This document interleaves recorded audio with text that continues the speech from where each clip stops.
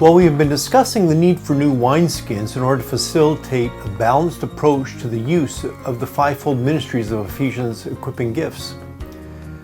But how can we now put these principles into practice? How can the ministry flowchart be used within the context of a local church? See, in this episode, we'll look at this practical tool and see how it can help us identify which of these ministries are functioning in the church and which are missing. Welcome to another one of our Leadership Matters series. This time we are taking a unique look at the fivefold gifts from Ephesians 4 and how they apply within each of our ministries. Just click the link in the description box to download our free resources or the complete workbook. You can access any of our other podcasts by going to icmcanada.org/leadershipmatters. Fivefold gifts have been given to the body of Christ for its edification so that it can do the works of service within and outside of the local church. I would like to now introduce you to a tool our MCNet team has used around the world as we equip and consult with church teams. See, the ministry flowchart is a simple way to diagram the flow of ministry in a local church. We'll begin by viewing the chart from the perspective of an individual. Now, there are 6 columns in the chart, but it's important to understand that there is an overlap between these columns, and so there is more of a relationship between the columns than distinct separations between them. If you're following along, we are now on pages 53 to 57, and the tools mentioned here are in the resource section of the workbook. It may be best to view this podcast so that you can follow along with the diagrams. Now, listed from the left to the right of the chart are the 6 types of ministries needed in a church: contact, entry, build, identify, equip, and send. All the ministries of your church can be listed in one of these 6 columns. You're moving from the left to right, for example, from number 1 to number 6, is the natural progression in which someone makes contact with the community of believers and then progresses in their spiritual life. Each column represents ministries that help a person become a believer and then mature in the faith until they are sent believers, fulfilling their purpose as part of God's mission. Note that on the chart, the letter S here represents the pastoral function as in shepherd, while the P represents the prophetic role. So without further ado, let's look at each of these ministry components from the chart. So the first column on the left, contact, includes ministries, strategies, and activities that are designed to bring the body of Christ into direct contact with people who are not familiar with the gospel or connected to the church yet. These may include social activities, small groups focusing on reaching the unchurched, popular ministries such as Alpha, or serving the community by providing educational opportunities, recovery programs, or ministries to the poor, for example. So according to the fivefold gifts, this is the church functioning in its evangelistic role. Now, the second column from the left, entry, includes ministries and strategies and activities that are designed to help new believers, or new people, feel welcomed and valued in the believing community. These may include visitation ministry, use of email and social media, small groups, and intentionally assigning friendly people to greet and assist newcomers at church events. See, the focus of any of these strategies is to help people be accepted, safe, and cared for in the body of Christ. A sense of belonging to the community of believers will often encourage people to believe in the gospel message. According to the fivefold gifts, this is the church functioning in its pastoral role. Now, the third column, build, includes ministries and activities and different strategies that are designed to help people become established in their faith and grow in their life in Christ. These may include any ministries that provide opportunity for instruction in the basics of living as a Christ follower, as well as modeling Christian living for those who are new in their community to follow Jesus. A range of ministries that help people grow would ideally be employed, including groups and individual discipleship. According to the fivefold gifting, this is the church functioning in its teaching and pastoral roles. Now, the fourth column, identify, includes ministries and different activities that are designed to help believers discover their gifts and talents and how they can effectively develop their ministry skills. This happens best in relationships between leaders and those they are serving. See, developing an intentional approach to mentoring will be the most effective way to get to know individuals at a deep enough level to help them identify their gifts, talents, and their skills and discover how to best use them. This could take place through small groups or one-on-one mentoring relationships. According to the fivefold gifting, this is the church functioning as teaching and prophetic role.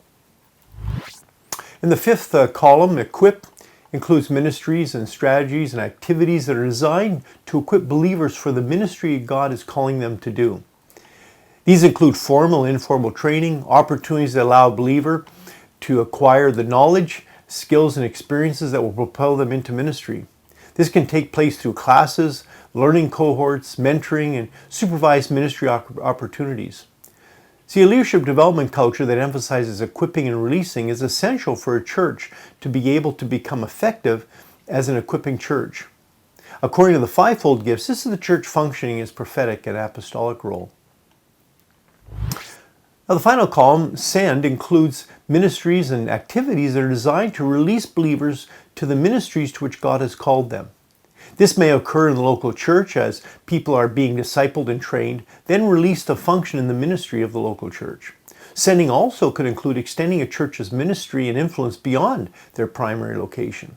This includes planting new churches and ministries, as well as releasing those they have developed to work in other ministries and participate in the global mission. See, according to the fivefold giftings, this is the sent church functioning in its apostolic role. So according to the church organization with which you are connected, does it have strategies in each of these areas? Okay, let's take a quick break, and on the other side, we'll use the chart as an indicator of which of the fivefold ministries are functioning in our church and which are missing or latent. We have various free resources available. They will help you discover your own fivefold gift mix as well as that of your team. The ministry flowchart and life cycle will help you renew the wineskins of your ministry. There are links to these materials in the description box below. You can view any of Phil's other podcast series by going to icmcanada.org/leadershipmatters. These include mentoring intelligence, finishing the race, and multicultural teams. If you want a more comprehensive leadership training program for you or your team, check out our Christian Leadership Institute. This is a unique competency-based ministerial training, which utilizes an online platform. For any of our other resources, please visit our library at icmcanada.org/resources.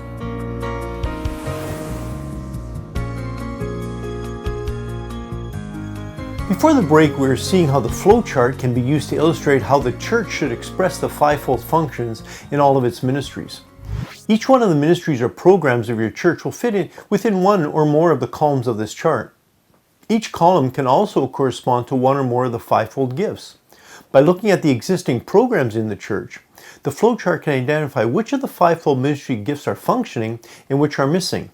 And just remember, the letter S will be used to signify pastor as shepherd and P for prophet. So following the chart from left to right horizontally, as indicated by the arrow, represents ministries that an individual would encounter as they interact with the community of believers, and what fivefold giftings are being represented in each. The first way most people make contact with the church is through a relationship with someone from the church.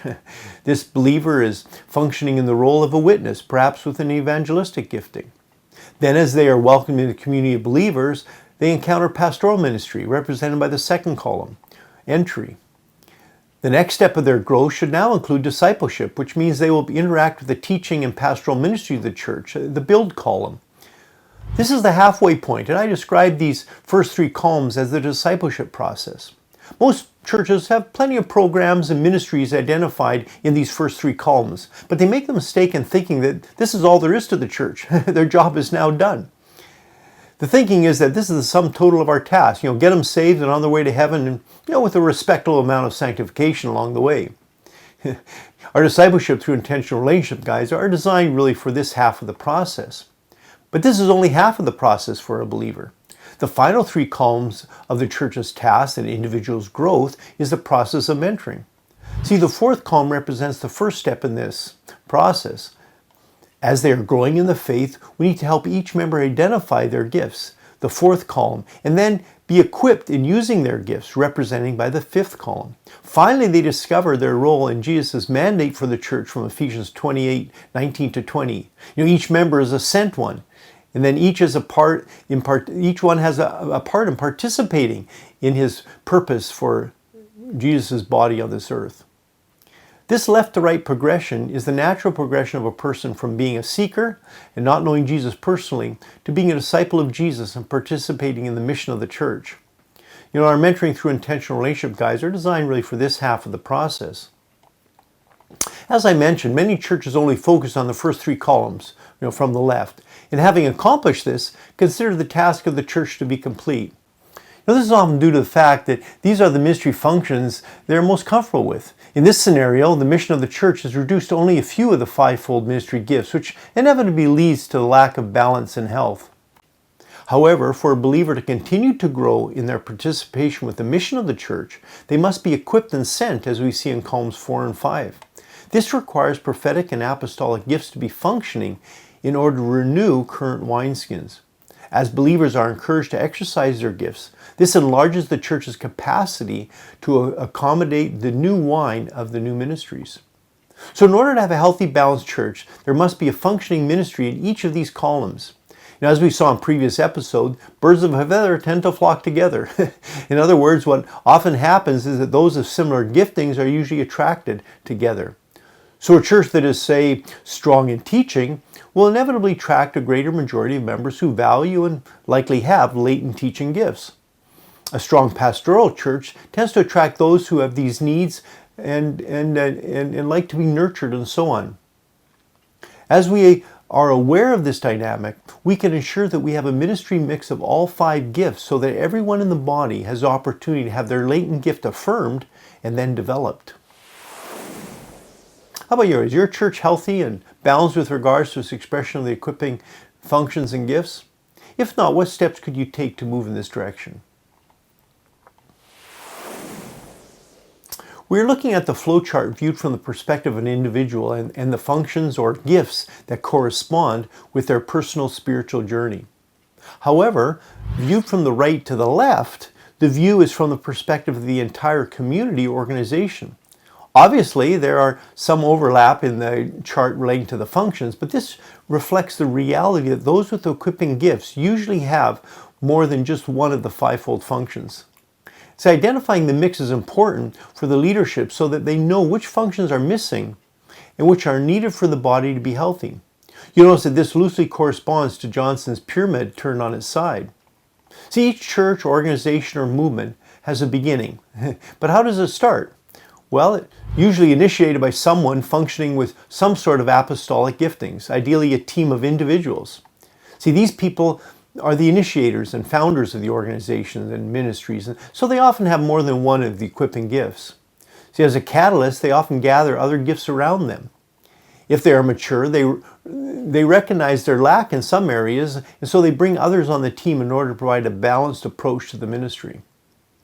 So the apostolic, prophetic, and teaching functions are needed first and are foundational in the establishment of the new work, ministry, or church plant. Building on these gifts, the pastoral gift along with teaching is needed to build cohesive relationships and maturity. And that's the other columns. And finally, the gift of the evangelist is needed to continue to reach into the community, of course, which corresponds to the first column there. Of course, these are not in isolation from each other, but should be functioning at the same time in a healthy church. But due to the life cycle of the church, at different stages, some of these are more crucial than others. It would seem that apostolic and prophetic gifts, and to a lesser degree evangelistic gifts, function together more naturally as they tend to be outward focused, while pastoral and teaching gifts, and perhaps to a lesser degree the evangelistic gift, have a greater affinity and ease of functioning together as they tend to be more inwardly focused. This may explain the historic tendency of the ministries of the church to be reduced to only the pastoral and teaching ones. Often the evangelistic gifting is also included, but the apostolic and prophetic functions have often been marginalized or undervalued.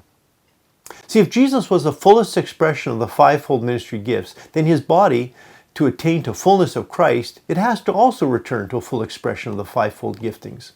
As with all diagrams, of course, there are limitations to the flowchart, but it can help to describe what can sometimes seem like a bit of an abstract concept.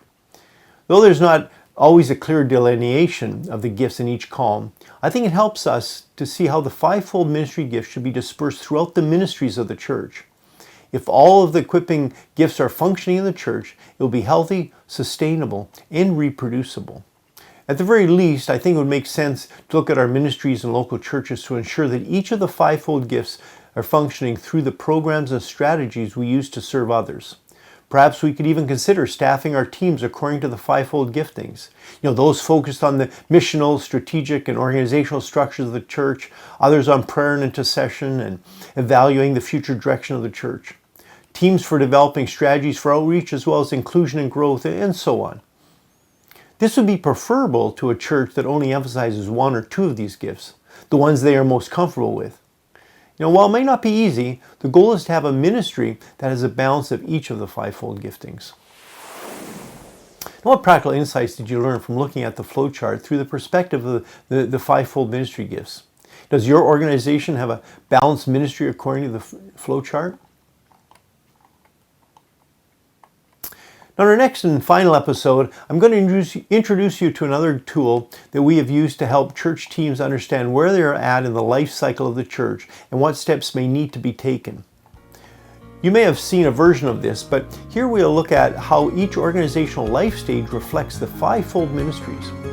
I'm really looking forward to having you join me next time as we wrap up our series. Thank you for listening to Leadership Matters and subscribing and sharing us. If you would like to have your own copy of this study, just click on the link in the description box. For any of our other leadership resources, check out our website, icmcanada.org/resources.